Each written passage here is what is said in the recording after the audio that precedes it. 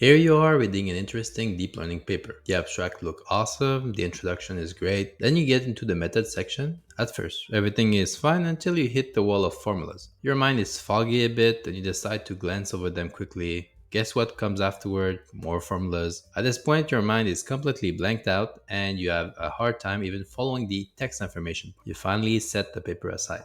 In this video, I'll show you how to read the math section of deep learning paper with a simple method I use. We will be using the quasi-hyperbolic Adam gradient descent formula as an example. For those that are new to the channel, I'm Yassine, a published researcher and machine learning practitioner who love to teach. The method I use has these 5 steps which we will go through. The core idea is that you need to slow down when you read math in deep learning paper and work through the formula by hand. So let's get started by taking a deep breath. Feeling overwhelmed by math is completely natural. This feeling is experienced by many others, even seasoned machine learning practitioners. First thing you should realize though is that you're supposed to take one glance at the formula and get it, especially if the formulas have arbitrary single letter names like X, A, B. What you're supposed to do is you work through the formula and understand each of the elements that compose it and make multiple attempts at understanding how everything connects together. At the end of this exercise, you should be left with an intuition about why something is working. That intuition is what you will be recalling next time you see the formula. But first off, take a deep breath. Now that we have the right mindset, the first step is to identify all the formulas in the paper that are shown or referred. The ones that are shown in the paper should be kept within their logical block. What I mean by that is that each of the formula blocks are trying to come down to a result of some sort. Identify these groups of results. Sometimes it's not too clear, so do your best. The one that you need to make sure you track down and note are those that are referred in the paper but not shown. Those are usually a good source of confusion since the others will assume you know what they mean already. Also, be aware that the later formula usually connects logically to the one shown prior in the paper. Once you identify all of them, I would strongly advise you to take them out of the digital world into the real world, aka on a piece of paper. This might be just a personal preference, but I've always found that you need to have as much degrees of freedom as possible to move around math. The variable aren't just variable, they mean something. Being able to take your pen and sketch out the motion the formula is going through, or how a variable refers to a specific topic, is critical for your understanding. Prepare to work on the formulas just as you would a Lego building set. After you took all these formula out, now is the time to translate the symbols you are seeing into meaning. Math is as much about symbols as a poem is about letters. The meaning behind the symbols is absolutely crucial for you to get at a deep level to be able to read the formula. The best way I found to parse math when encountering a new formula is to slowly and surely study each of the symbols and understand their interaction together. Here's how I do it. We'll use this formula from the quasi-hyperbolic Adam paper. I'll show you an overview and then I'll work through it myself. First, I want to understand what each of the individual symbols means and put a name on them. Just in this example, there are 12 symbols that we need to understand, which aren't explicitly explained in the image. As you work through this first step, you will realize that a lot of the formulas are reusing the same symbols. Hopefully, they are not changing their meaning within the same paper. When reading them from now on, name them in your head instead of reading alpha or epsilon or beta. After that, I look at the connection between these different entities and how this interaction is transforming some things with one meaning into a completely new one. This is where I do a lot of the work to build out an intuition. Take example and work through them to really unveil the motions these ideas are going through. Finally, I then study how each of these individual ideas construct to the final result for a logical block. Ideally, at the end, I should be able to rock someone or rub a duck on how we're going from these atomic entities to these larger concepts and how they all connect together. This can take a while, by the way, especially if I'm missing core concept that I need to fetch externally. Alright, let's jump into the formula now and work through the core one, which is so that you see how it's done. So remember the first step, like not freak out. So we're going to be reviewing this paper, Quasi-Hyperbolic Momentum and Adam for Deep Learning. We're not going to actually review the paper, just the formulas. This is a cool one because it looks scary, but it's actually pretty simple. And there's some information that is not in the paper, so you have to get it out. So we're going to go through the whole flow together. But first thing first, we take a deep breath. This is not that hard. You see here we have some formulas. You see we have another formula here, right? And then there's a whole bunch of them. And we have the big one, which is this scary one, with all the mumbo jumbo. So let's get to it. Okay, so step one now, we have to identify all the formulas that are shown and referred. So the first one that we have here is not an actual formula, it's kind of like a template, right? But it's important to know it's this one, like definition of optimization algorithm, and then you have that thing, right? So like the parameter at time t plus 1 is the parameter at time t minus something.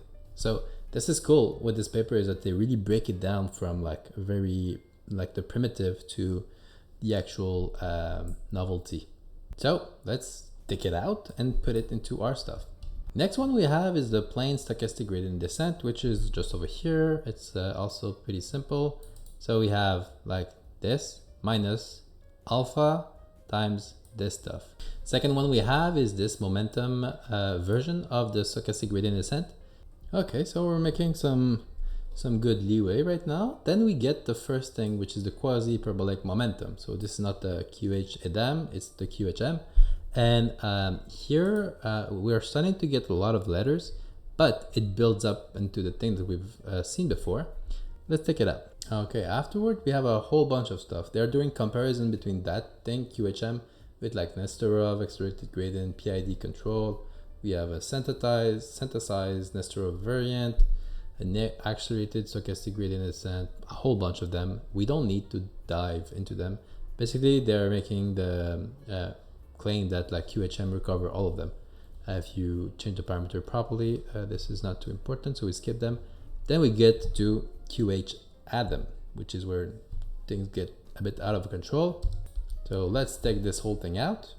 And let's stop a bit here. Let's look at our flow. We're starting with the primitive, and then we have this one, the stochastic gradient descent. We have the momentum one, cool. We have the QHM. So far, everything makes sense. Then we jump straight to QHAdam, right? So it's the QHM thing applied to Adam. But they haven't mentioned Adam. So we need to get that out. And this is external to the paper. So here we are in the Adam paper. So this is the original one. And then we have this beautiful algorithm that walks us through like the whole thing that we need. So we can use this one. And there we go. Now we have the whole gang. The whole gang is there. We have this one, Adam, and then we have QHAdam. Job's done. Okay, now ideally you take these out and you're gonna like take them out of here and start to work on them on a piece of paper like I'm doing over here. Reason for this, right, like I said prior, is that like I don't have a lot of degree of freedom here. Like I have my mouse here, crappy mouse, and I'm gonna write like this and I'm gonna work on them. I much prefer have like my ends and then try to like circle stuff and then like name something here, take another piece of paper and try to do like some derivation if I need to, and then bring it back and then have all of my stuff on the table that I can move around and look at it, right? Like for demonstration purposes, I'm gonna do it all over here, but ideally I just took them out already and I worked through them on a real piece of paper. Okay, so let's work through this piece of alphabet soup. So what we have here, if we start with the QHAdam, you're gonna freak out. Like for sure, you're gonna freak out. Like what the hell is happening here? We have like these ones, like are these derivative? No. Like we have GT plus 1, ST plus 1, you have S here. You have a bunch of variable beta. This look important. This look like a hyperparameters, right? And you have these on top, the V's that we saw previously. But that's this thing absolutely unreadable. Like this is total madness. So the trick, right? If you have a whole flow, a paper that will do the whole flow and the whole journey, there's a reason behind it. There's a reason why in the paper this is like section 5 and not section 0, right? So take a step back. Okay, here we are. Took a step back, right? We start with the primitive here. We have theta, which is the model parameters, right? So every time we're gonna see a theta now, don't say theta in your head, say parameter at t plus 1 here. Parameter at t plus 1 is equal, right, to the parameters at time t minus something. That's how you should read it. So now we know what theta is. Then we have the L of theta. And what this means is that it's just a loss function to be minimized via the parameters that we have. So the L in everything that we're going to see, we should say in our head loss function. Then we have L hat, because if you see all of them, like they have a little hat on them. There's never like L alone. And this is the little thing that will confuse you. Like you have L of theta hat. What the heck does that mean? It's like, it just means that it's an approximator of the loss function, right? So over a mini batch, that's all it means. So if you were coding this thing, you are giving a mini batch, right? So like about 50 or whatever thing. And then through this, you average them out. And then this is how you make a step for the parameter through that mini batch. You don't take the whole of the data set every time to make like a thing. So this is why it's an approximation of the loss function. You're kind of approximating that this is the number for the loss. In some cases, if you're doing like literally stochastic gradient descent, you're going to take one of the data points. Okay, so we're good. Now what the heck is the little triangle inverted L, right? It's the gradient of the function L. Again, you're never going to see that. You're not going to see the gradient of L. You're going to see the gradient of here, L hat of approximation, because you're taking one simple data point or multiple at time t. So just with this, you have 4 different symbols, but this is what it means. It's like, it's an approximation of the gradient at time t. Okay, we're making some headways here. Like all of these stuff, right? It's already like a whole bunch of the unknowns that are kind of put out. But you have to kind of stop and then really put in your head what all of these means. And then you have the vectors are operation or element wise, good. And then you have blob, GS, VW, like all of these are auxiliary buffer, right? So what it means, a buffer in programming sense is just like an array of some sort where you're going to store something like in between X number of steps, right? You see here, like there's 2 steps. So this is one buffer, right?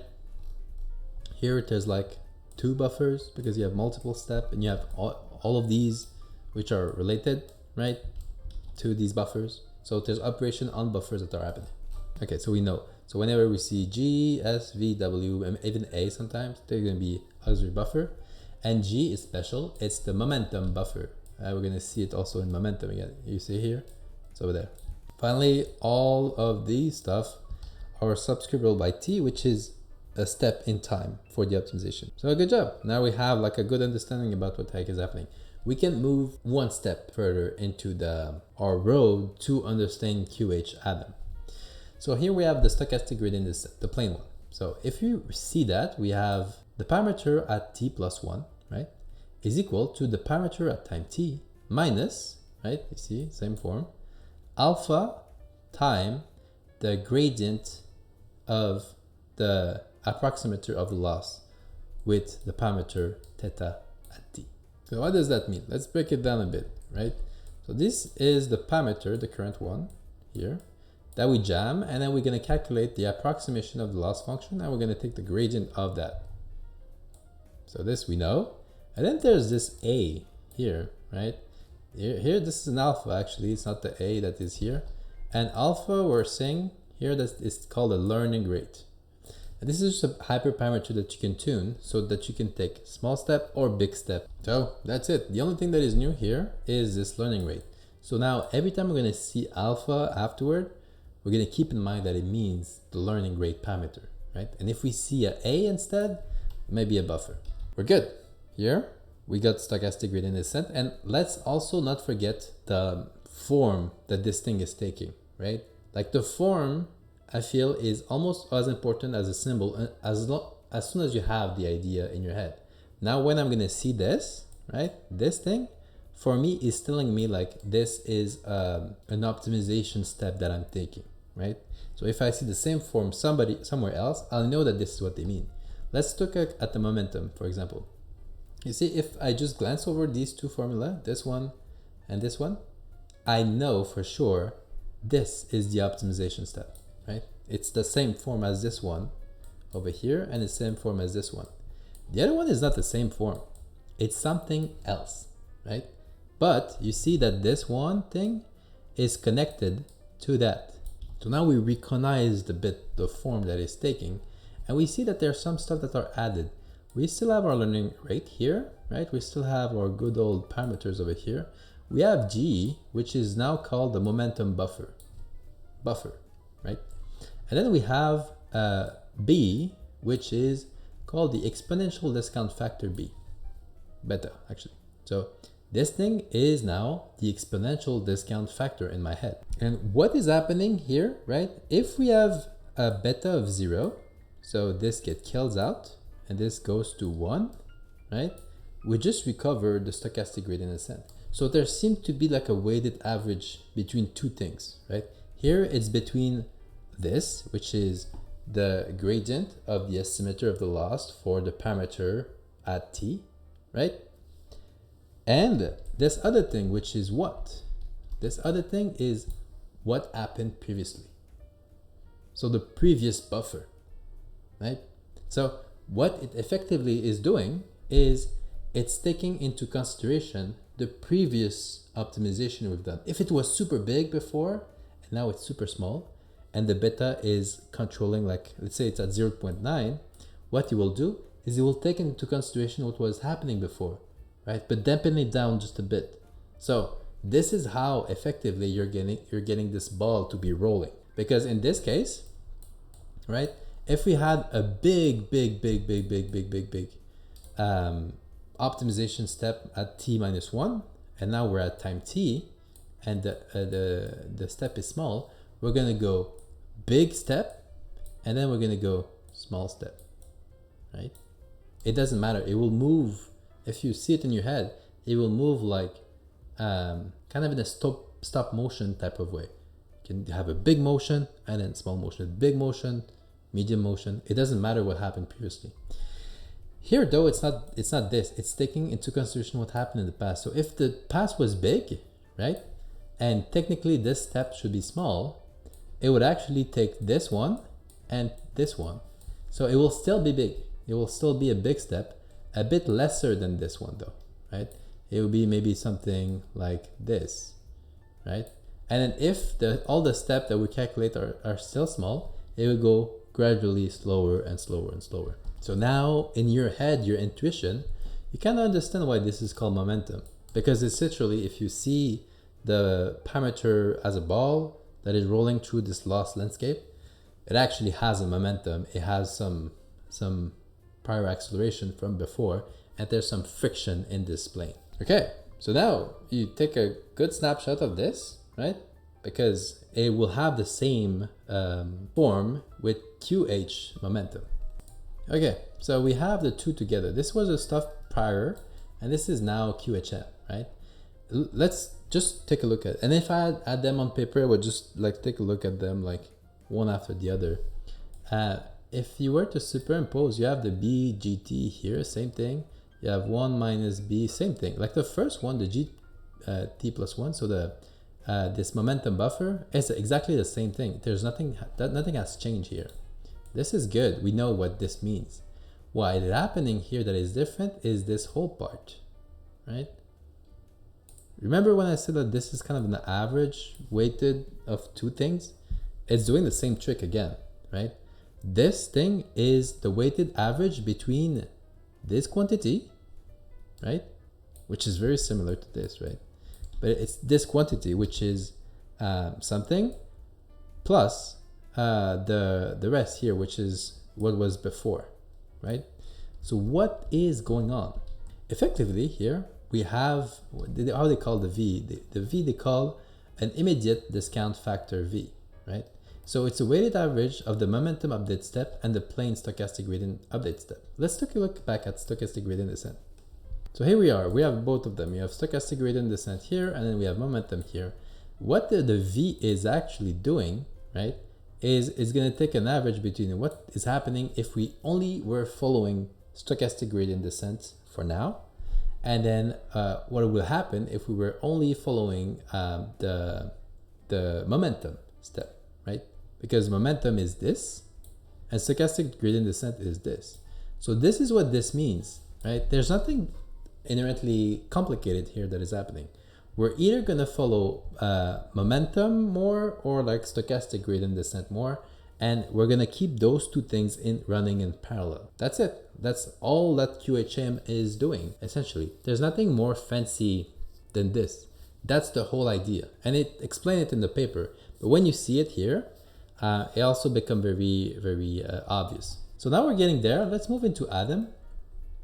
And if you take something out of the paper, right, from another one, you have to be very careful about like the variable. These variable will not be the same most likely than the other ones that you just saw.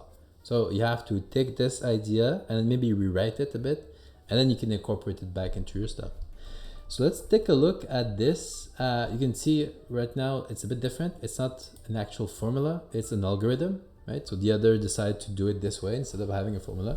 So you have to be aware that there's going to be some slight difference and be flexible. So here, step size, this is like our alpha, so it's also the learning rate.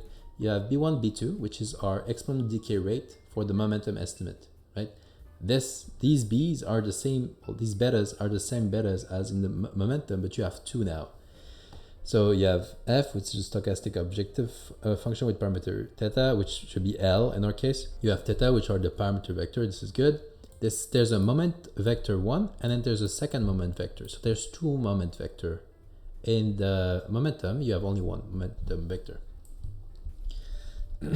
T is the same thing. So now what we see, we calculate the gradient, and then we calculate the two momentum vector at the same time. The momentum vector will have a specific formula. This one, same thing as before, right? Nothing different here. This one is different because we're taking g at exponent 2 at t. So it's at gt and at gt exponent 2. That's all there is. That's the only difference between the two. Then it does something a bit different. It's doing a bias correction of the first moment estimate and a bias correction of the second moment estimate. So in those two things, they are corrected before getting implemented into the formula. So this is why you're going to see 4 buffer, right? You have the 2 buffer because you're just adding one more than the momentum. And then you're going to take these two, correct them, so that these matters, not the other ones anymore. And then you take these two quantity and then you jam them into the update rule. And the update rule, if you look at it, take a look quickly at it, you see the same thing, right? You have previous parameter, some learning rate, and something, whatever it is, right? It's just that in this case, it's this bias corrected first momentum divided by the square root of the second momentum plus some epsilon, which is usually some error that you're gonna use to not have to divide by 0 if this thing is way too small. You see here, it's very small. And that's kind of that. That's the form of Adam. Now you know it, right? Keep it in your head before going into the other stuff.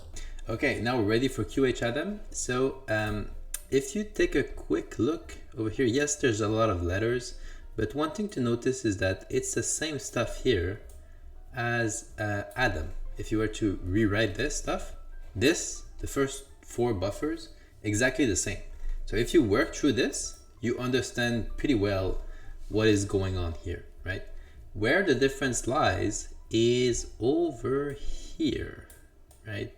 You see, we have the exact same idea of QHAdam. If you look back at QHAdam, you see we have the idea of like the parameter V, which is the immediate discount factor that is oscillating between two things, right? In this case, QHAdam, it's either stochastic gradient descent if V equals 0 or momentum if V equals 1, and you can have like a continuous type of stuff between one or the other. It looked like it's the same thing in QHAdam, but not exactly, right? Because if you take a quick look, we have V1 and then we have V2, right? So if I had like on my piece of paper, what I would do here is I would try a bunch of a variation of these to understand what actually the algorithm is doing.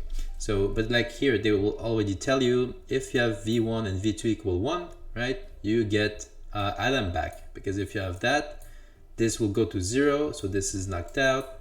This is knocked out. This doesn't exist anymore because it's a 1. So you have the first momentum buffer divided by the square root of the second momentum buffer plus an epsilon. That's directly QHAdam. It's the same thing as here, this thing over there.